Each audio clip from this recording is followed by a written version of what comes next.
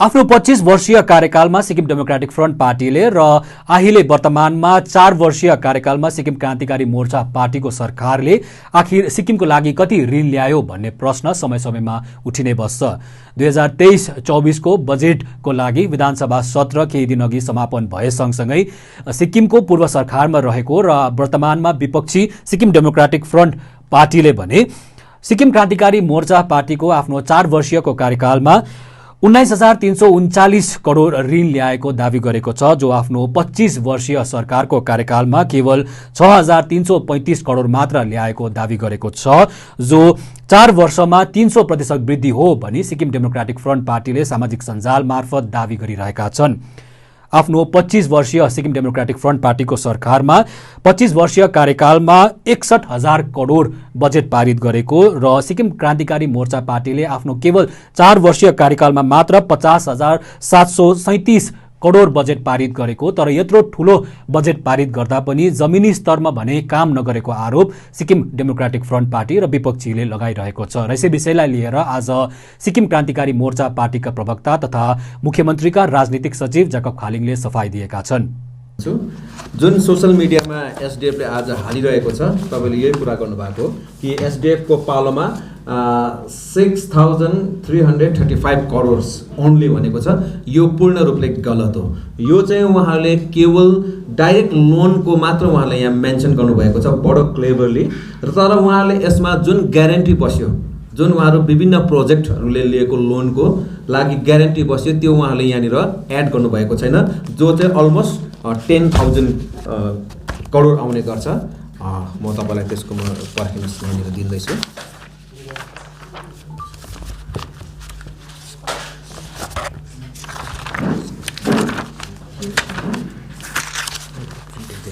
पर्खिनुहोस् है, म तपाईँलाई यहाँ पेपर दिँदैछु है ल।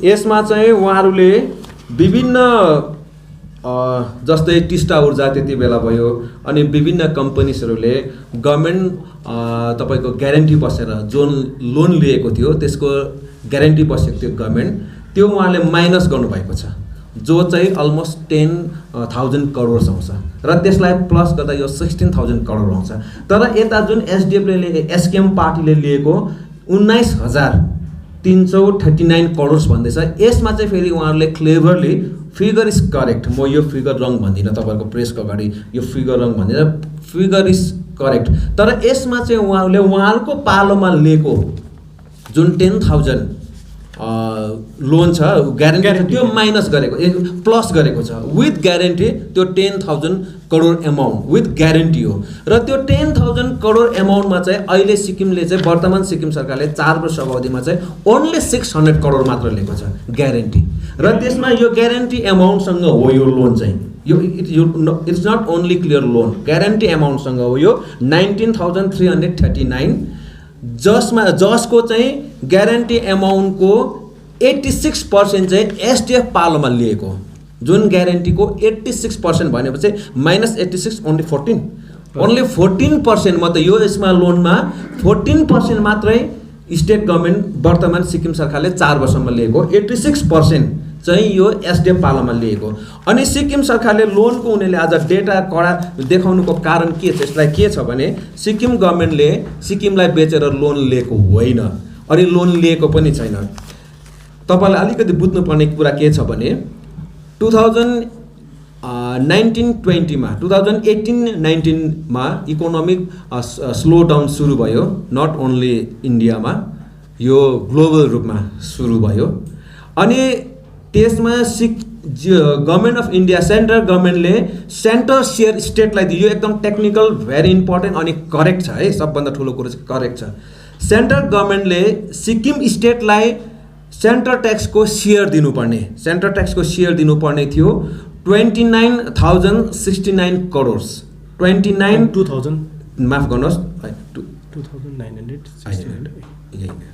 2,000 माफ गर्नुहोस् 29,000 होइन 2,969 करोड स्टेट गभर्मेन्टलाई सेयर दिनुपर्ने थियो सेन्ट्रल गभर्मेन्टले, तर सेन्ट्रल गभर्मेन्ट पनि financial crisis because of global economic slow down before pandemic, कोभिडको कुरा थिएन त्यति बेला, बिफोर कोभिड पेन्डेमिक भएको कारणले गर्दाखेरि स्टेट गभर्मेन्टले ओन्ली 2295 करोड मात्र पायो।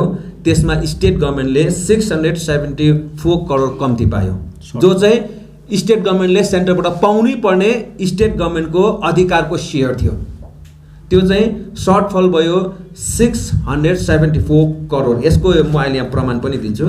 त्यस्तै प्रकारले ग्रान्ट इन एड जो चाहिँ CSS सेन्ट्रल स्पोन्सर स्किमहरू भनिन्छ, यो सेन्ट्रल सेयर जो स्टेटले पाउनै पर्छ, त्यसको बाहेक स्टेट गभर्मेन्टलाई सेन्ट्रल गभर्मेन्टले 2018 र 2019 मा 1576 करोडको ग्रान्ट दिएको थियो भने 2019-20 जब हाम्रो सरकार आयो त्यति बेला 881 करोड मात्र दियो।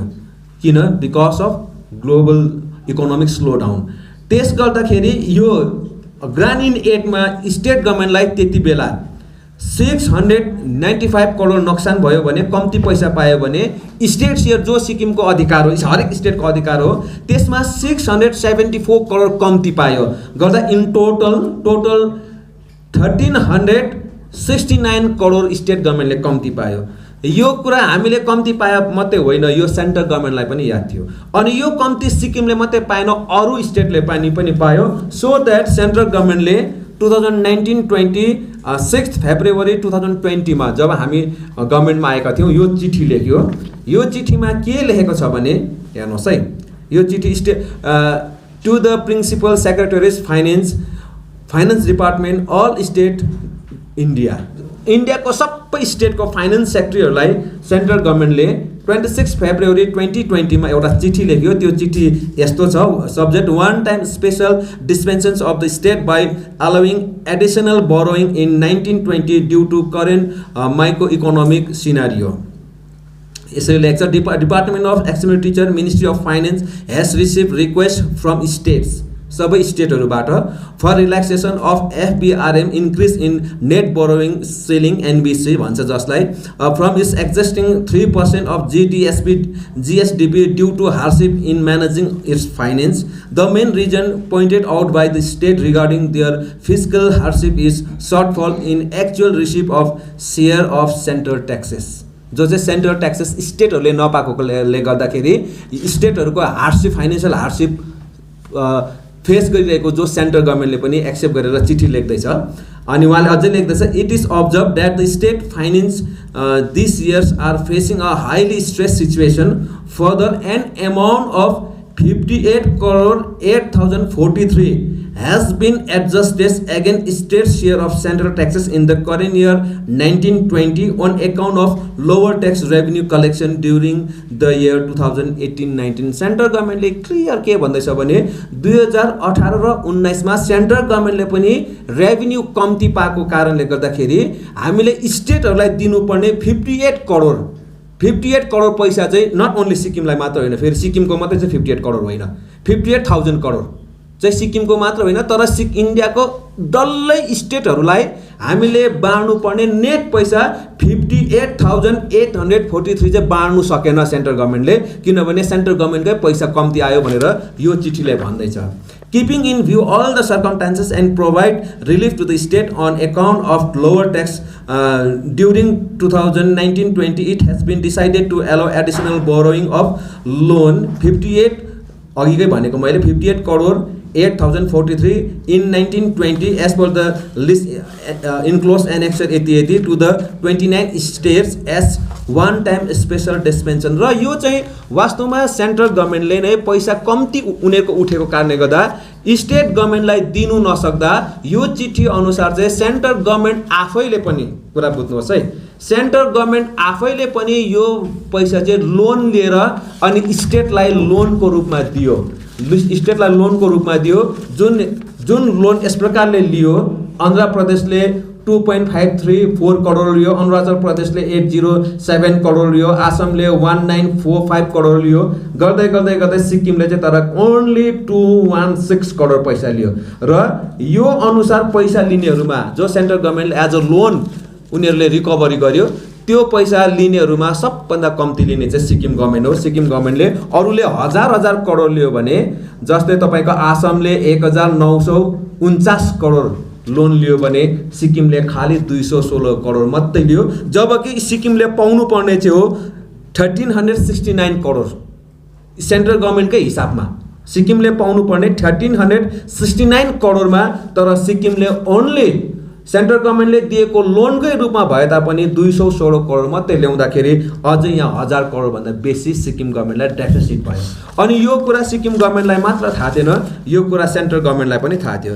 त्यसै कारणले गर्दाखेरि सेन्ट्रल गभर्मेन्टले फेरि एउटा चिठी लेख्यो। यो चिठी थियो तपाईँको 26 फेब्रुअरी 2020 को। अर्को चिठी लेख्यो 17 मे 2020 मा। अर्को चिठी के लेख्यो भने additional borrowing of 2% of GDSP to the state in 2021 subject भनेर एउटा पठाइयो। आदि मात्रै पढ्छु, मेरो डल्लै पहिला the unprecedented COVID-19 pandemic has had a serious negative impact on the resources of both center and state government. The state requests additional resources to fight the pandemic and maintain the standard of service delivery to the public.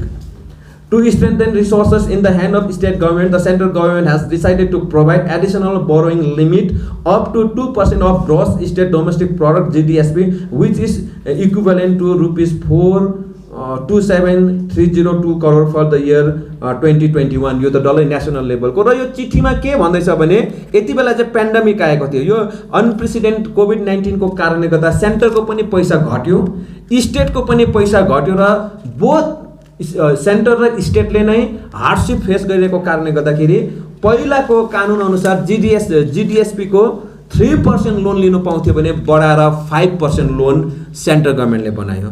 यति बेला central गभर्मेन्टले हरेक स्टेटलाई as a grant पनि दिनु सक्थ्यो पेन्डेमिकसँग लड्नुको निम्ति, तर grant दिने पैसा सेन्ट्रल गभर्मेन्टकोमा पनि थिएन यो चिठी अनुसार। किनभने यहाँ सेन्ट्रल गभर्मेन्टले पनि सेम हार्डसिप फेस गरिरहेको कुरा लेखेको छ सेन्ट्रल गभर्मेन्टको चिठीमा। त्यस कारणले गर्दा यहाँ 3% देखि बढाएर 4% लियो, जसमा हरेक स्टेटले त्यो पैसा लिँदै सिक्किम गभर्मेन्टले पनि लियो। आज यही कुरालाई चाहिँ एड गरेर उहाँहरूले स्टेटको लोन बढेको देखाएको हो, तर यो एक्चुअली यो लोन स्टेट गभर्मेन्टले खोज्दै गरेर लिएको नभएर सेन्ट्रल गभर्मेन्टले त्यो सिचुएसनलाई ह्यान्डल गर्नको निम्ति, किनभने सबभन्दा ठुलो त्यति बेलाको जरुरत भनेको मानिसहरूको जीवन चल्नु, मानिसहरूले दबाई पानी पाउनु, अक्सिजन पाउनु, ट्रिटमेन्ट पाउनु रहेको थियो। त्यस कारणले गर्दाखेरि उहाँले भनेको जस्तो यो लोनको अलिकति ग्राफ देखेको हो, तर तपाईलाई म यति नै भन्न चाहन्छु कि उहाँले जुन यो सोशल मिडियामा स्प्रेड गरेको छ यो चाहिँ पूर्ण रूपले झुटो हो। उहाँहरूले यहाँ क्लेभरली उहाँहरूको सरकारमा ग्यारेन्टी बसेको 10,000 लाई माइनस गरिदिएको छ, जो चाहिँ हाम्रो सरकारमा आएर 19,000 लाई मा चाहिँ उहाँले फेरि त्यो एड गरिदिएको छ, र यसको पूर्ण रूपले हामी खण्डन गर्छौँ। र यसै विषयलाई लिएर विपक्षीमा रहेको सिक्किम डेमोक्रेटिक फ्रन्ट पार्टीले के कस्ता बयानहरू अघि राख्नेछ, यसै विषयलाई लिएर तपाईहरु समक्ष फलोअप र अपडेट्सहरू लिएर आउने नै छौँ। तबसम्म हेर्दै गर्नुहोस् सिक्किम क्रोनिकल।